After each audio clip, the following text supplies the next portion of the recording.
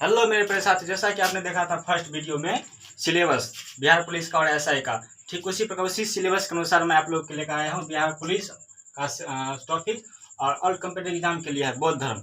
Topic का क्या नाम है? बौद्ध धर्म। तो बौद्ध धर्म का परिचय देखेंगे अपना लोग पहले कि बौद्ध धर्म का जन्म कब हुआ, उसकी माता क्या नाम थी, कहाँ से आया, कहीं उसका पिताजी का क्या नाम था। तो देखते हैं, चलिए बने रहिए।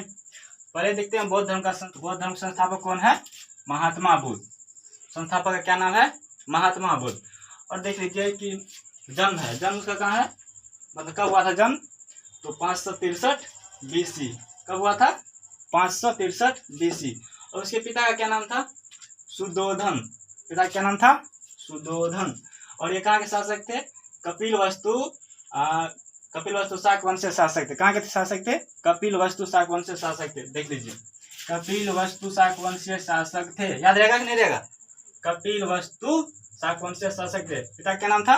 शुद्धोधन। देखिए, माता क्या नाम थी? महामाया। माता का नाम महामाया। और ये महामाया जो थी, इसके मतलब इसका जो है महात्मा बुद्ध जन्म देने के 7वें दिन बाद इसकी मृत्यु हो गई। किसकी? महात्मा बुद्ध के माता की अपनी माता जो थी। और लालन पालन तो जानते होंगे आप लोग कि उसकी मतलब मौसी कर रही थी, प्रजापति गौतमी। आगे देखिए, वंश, ये कौन वंश के थे? तो शाक वंश। कौन वंश के थे? शाक वंश। और राज कौन था इसका? कपिलवस्तु। कौन राज के थे? और मैंने यहाँ भी बताया था, शुद्धोधन उसके पिता कहाँ के शासक थे? शाक वंश से शासक थे। कहाँ शासक थे? शाक वंश से शासक थे। देखिए, राज था कौन? कपिलवस्तु। बताइए, बचपन का क्या नाम था? सिद्धार्थ। महात्मा बुद्ध के बचपन का नाम क्या था? सिद्धार्थ। क्या नाम था? सिद्धार्थ। नहीं बोलेंगे आप लोग? सिद्धार्थ। चलिए, गोत्र कौन था? इसका गोत्र गौतम। कौन सा गोत्र है? गौतम। दिखा पा रहा है, नहीं दिखा पा रहा आप लोग को? देख लीजिए, गोत्र कौन था? गौतम। चलिए, पत्नी जो थी, पत्नी का नाम क्या थी? यशोधरा। पत्नी के नाम यशोधरा। कंफ्यूज न कीजिएगा। गोत्र कौन था? गौतम। कौन गोत्र थे? गौतम। और पत्नी यशोधरा। और इसका पुत्र का जो नाम था? राहुल। क्या नाम था? राहुल। और घोड़ा था कंथक। घोड़ा क्या नाम था? कंथक। चलिए अगला देखिए, इसके मौसी क्या नाम है? प्रजापति गौतमी। मौसी का नाम प्रजापति गौतमी। पीछे देख लीजिए, आप लोग ले रहेगा तो याद करने में अच्छा रहेगा, ठीक ना? तो देख लीजिए, मौसी क्या नाम थे? गौतमी। चलिए, प्रथम गुरु कौन थे इसके? अलार कलाम। कौन थे? अलार कलाम। कहाँ के थे? वैशाली के। कहाँ के थे? वैशाली के। प्रथम गुरु का नाम अलार कलाम। कौन थे प्रथम गुरु भाई? अलार कलाम। कहाँ के थे? वैशाली को। और इन्होंने जो प्रथम गुरु जो इसको मतलब शिक्षा दिया था, वो शाक्य दर्शन की शिक्षा दिया था। क्या शिक्षा दिया था? शाक्य दर्शन। क्या शिक्षा दिया था भाई? शाक्य दर्शन की शिक्षा दिया था। प्रथम गुरु कौन थे? अलार कलाम। शिक्षा कैसे दिया था? शाक्य दर्शन। इतने याद हो जाए कि नहीं हो? चलिए ठीक है। अगला देखिए, द्वितीय गुरु रामपुत्र है। क्या है? रुद्रक रामपुत्र। और ये कहाँ के थे? राजगीर के। कहाँ के थे? राजगीर। देखिए, प्रथम गुरु अलार कलाम, द्वितीय गुरु रुद्रक रामपुत्र, और कहाँ के थे? राजगीर के थे। और इन्होंने जो मतलब शिक्षा दी थी, योग दर्शन की शिक्षा दी थी। क्या शिक्षा दी थी? योग दर्शन की शिक्षा दी थी। क्या शिक्षा दी थी? योग दर्शन की शिक्षा दी थी। और देखिए, इसका चचेरा भाई क्या नाम था? देवदत्त। क्या नाम था चचेरा भाई का? देवदत्त। और मौसेरा भाई का नाम नंद। क्या नाम था? नंद। और प्रथम उपदेश दिया था सारनाथ में दिया था। पहले कहाँ दिया था प्रथम उपदेश? सारनाथ में। कहाँ दिया था? सारनाथ में। चलिए देखते हैं गृह त्याग। गृह त्याग कितने वर्ष की अवस्था में किया था इन्होंने? 29 वर्ष। कितने वर्ष की अवस्था में? 29 वर्ष। ये याद रखना इंपॉर्टेंट है। गृह त्याग घर जो छोड़ा था, ये 29 वर्ष की अवस्था में घर छोड़ा था। कब छोड़ा था? 29 वर्ष के अवस्था में। चलिए अगला देखिए, इसका जो मृत्यु हुआ था वो 483 BC में। कब हुआ था? 483। कितने वर्ष की अवस्था में? 80 वर्ष की अवस्था में।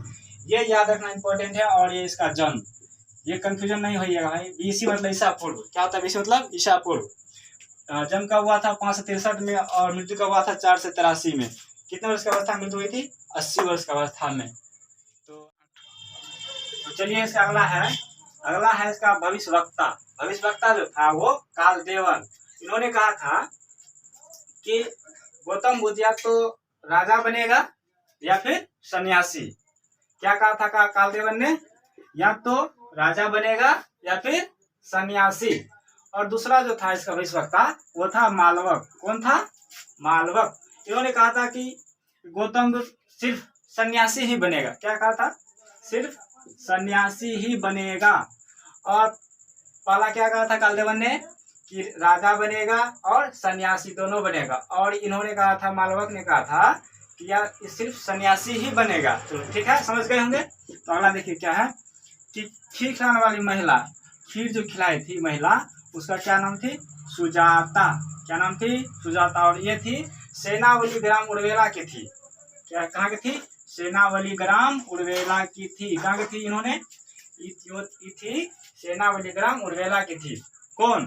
खीर खिलाने वाली महिला। कौन थी? खीर खिलाने वाली महिला।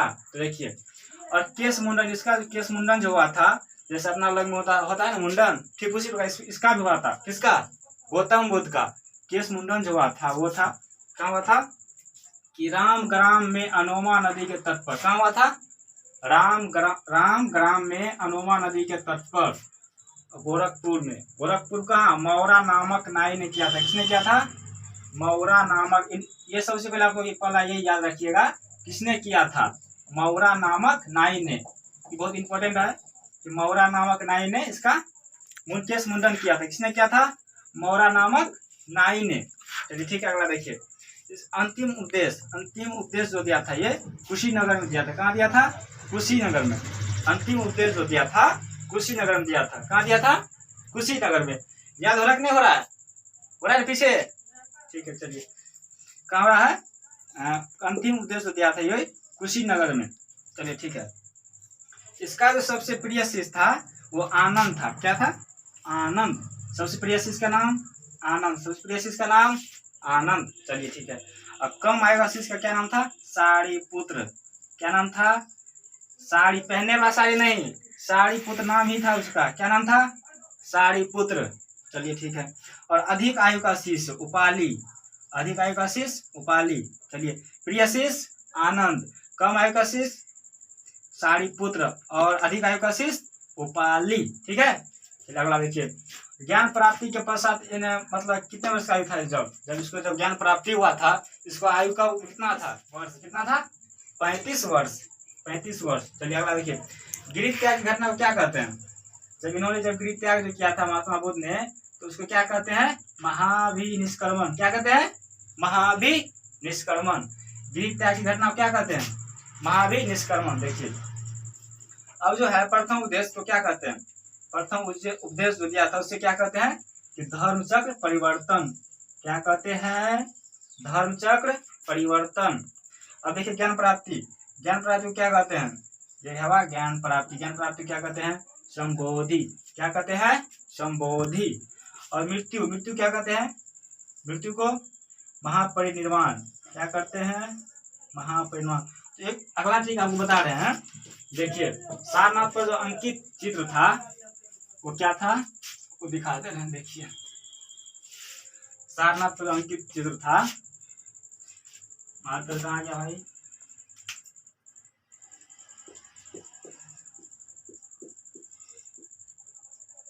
सारनाथ पर अंकित चित्र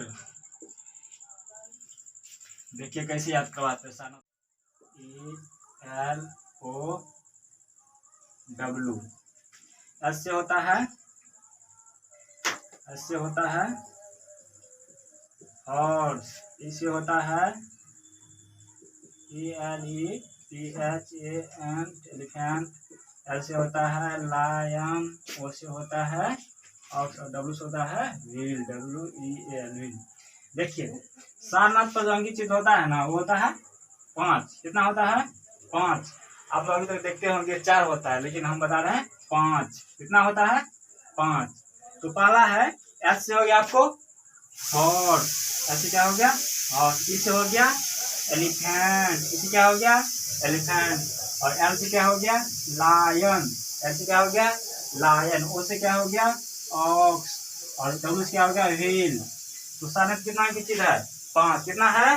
5। ये याद रहेगा ना? ठीक है, नेक्स्ट वीडियो में आप लोग ये पूछेंगे हम। समझ आया हो तो लाइक कमेंट कीजिएगा, और हमारे इस चैनल को MS एक्सपर्ट को थोड़ा शेयर कर दीजिएगा। Like subscribe.